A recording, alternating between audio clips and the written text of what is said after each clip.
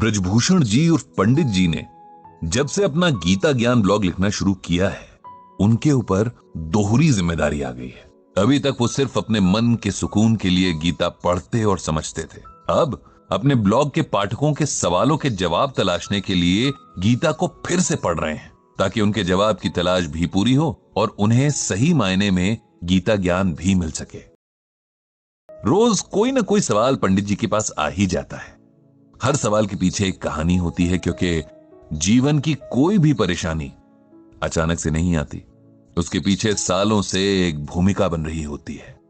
हमारे फैसले, हमारी इच्छाएं और हमारा व्यवहार सब मिलकर आने वाले कल की इबारत लिखते हैं।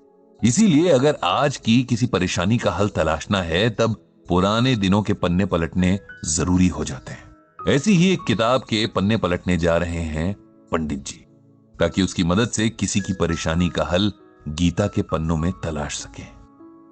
पंडित जी के पास जो समस्या सवाल बनकर आई है, वो कहीं बाहर से नहीं है, उनके खुद के घर से, उनकी जान से ज्यादा प्यारी छोटी बहन उर्मिला के घर से आई है।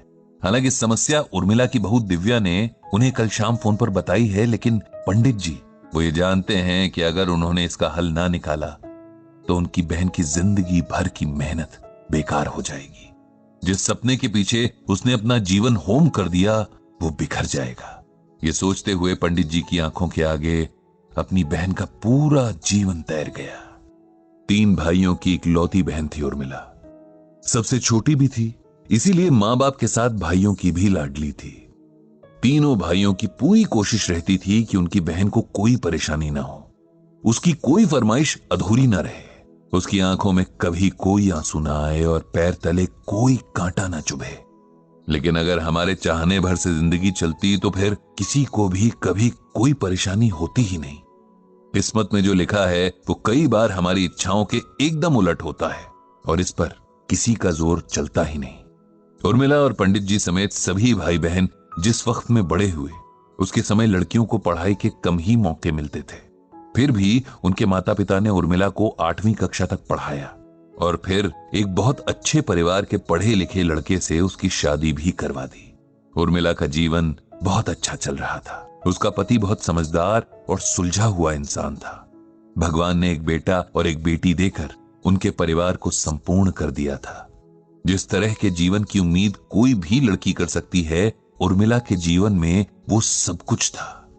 लेकिन किस्मत को शायद कुछ और ही मंजूर था। एक शाम ऑफिस से घर लौटते हुए उर्मिला के पति की रोड एक्सीडेंट में मौत हो गई। एक हंसता खेलता परिवार जैसे अचानक से दुखों के पहाड़ के नीचे आ गया। उर्मिला खुद इस सदमे से उबर नहीं पा रही थी तो बच्चों को क्या संभालती।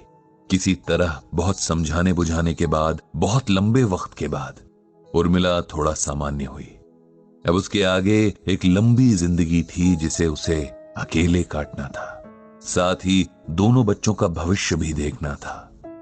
जब जिंदगी की कड़वी सच्चाइयां मुंह के आगे खड़ी हों, तब इंसान को शोक मनाने का भी वक्त नहीं मिलता। यही उर्मिला के साथ हुआ। भाइयों ने अपनी तरफ से हर संभव मदद करने का वायदा तो किया, लेकिन उर्मिला जानती थी कि उनके भी अपने परिवार, अपनी जिम्मेदारियां हैं। आखिर कब तक वो लोग उसका और उसके बच्चों का बोझ उठाएंगे। उसे खुद ही कुछ करना होगा।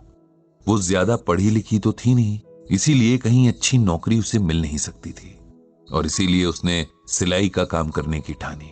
ब्रजभूषण जी से वो तीनों भाइयों में सबसे ज्यादा करीब थी, इसीलिए उसने इस बारे में उन्हीं से सलाह मांगी। भाई को बहन का फैसला सही लगा, सो उन्होंने उर्मिला का पूरा साथ देने का वायदा किया। ब्रजभूषण जी ने उर्मिला को सिलाई का डिप्लोमा करवा दिया। धीरे धीरे घर पर ही उर्मिला को सिलाई का काम मिलने लगा। मेहनती तो थी ही, साथ ही अच्छे नेचर की भी थी, इसीलिए काम लगातार बढ़ता गया।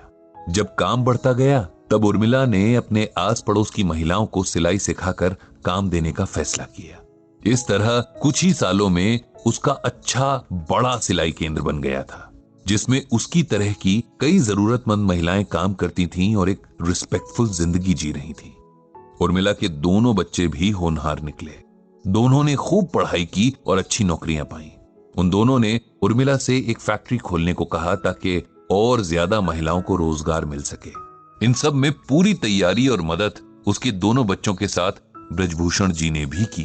जिस दिन फैक्ट्री का उद्घाटन था, उस दिन ब्रजभूषण जी अपनी बहन के प्रति बेहद गर्व का अनुभव कर रहे थे।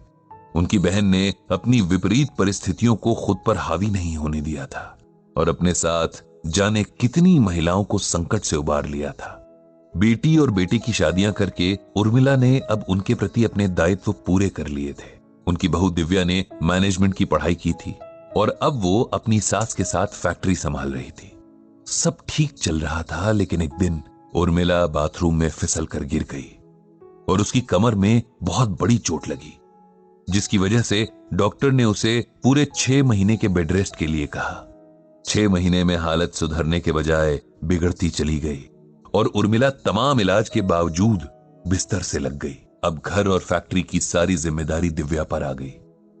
उसने कोशिश तो पूरी की, लेकिन उर्मिला के फैक्ट्री न जाने से वहां के कर्मचारियों के बीच कई तरह की समस्याएं आने लगी। काम से ज्यादा काम चोरी होने लगी, अनुशासन खत्म होने लगा, जिससे काम पर फर्क पड़ता और कारोबार पर बुरा असर होने लगा।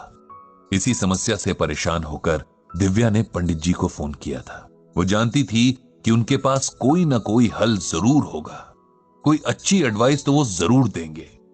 पंडित जी ने उसकी तमाम शिकायतें सुनी कि फैक्ट्री में काम करने वाली महिलाएं देर से काम पर आती हैं, काम चोरी करती हैं, वगैरह वगैरह।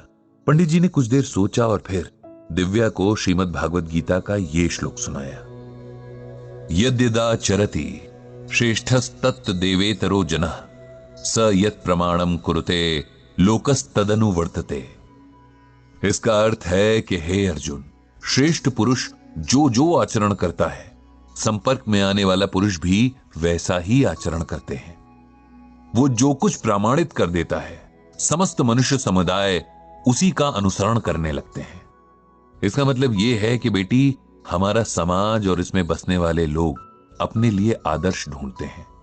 ऐसा आदर्श जब उन्हें मिल जाता है, तब वे भी उसके गुणों को अपने व्यक्तित्व में उतारने लग जाते हैं। इस तरह पूरा समाज एक आदर्श समाज बन जाता है। अगर इसका दूसरा अर्थ हम देखें तो वो इस तरह होगा कि किसी से भी कुछ अपेक्षा रखने से पहले हमें वैसा आचरण खुद भी करना पड़ता है, तभी हम अधिकार से दूसरों से अपेक्षा रख सकते हैं। यदि तुम चाहती हो कि तुम्हारे लिए काम करने वाले लोग आदर्श हों, तब तुम्हें भी उनके लिए आदर्श बनना पड़ेगा, ताकि वो तुम जैसा बनना चाहें। तुम्हारी सास यानी उर्मिला उनके लिए वही आदर्श थी।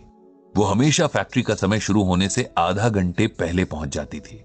गेट पर खड़ी होकर आने वाले लगभग सभी स्टाफ मेंबर्स से मिलती, उनके हालचाल पूछती, अगर किसी को कोई समस्या हो तो उनकी मदद करने की कोशिश करती। काम के दौरान पूरी फैक्ट्री में घूमती रहती कि कहीं कोई दिक्कत तो नहीं। इस तरह स्टाफ को वो हमेशा उनके बीच मिलती। उनके सुख दुख में हमेशा साथ रहकर उर्मिला ने उन्हें बिल्कुल अपने परिवार की तरह बना लिया था। इसी वजह से सभी महिलाएं काम को अपना काम समझकर करती और सब खुश भी रहते। अब तुम सोचो कि मालकिन की तरह आधे दिन फैक्ट्री जाना, अपने एयर कंडीशन वाले ऑफिस में बैठे रहना और सिर्फ काम की बातें करना, ये बिहेवियर तुम्हें उन काम करने वाली महिलाओं के करीब लाएगा या उनसे दूर करेगा? दिव्या को अब समस्या की जड़ भी समझ आ रही थी और समाधान भी दिख गया था। उसने पंडित जी को बहुत बहुत धन्यवाद कहा और मन ही मन उनकी सलाह पर अमल करने का संकल्प लिया। पंडित जी ने भगवान श्री कृष्ण और श्रीमद् भागवत गीता को प्रणाम किया और प्रार्थना की कि प्रभु सभी को सही राह दिखाएं।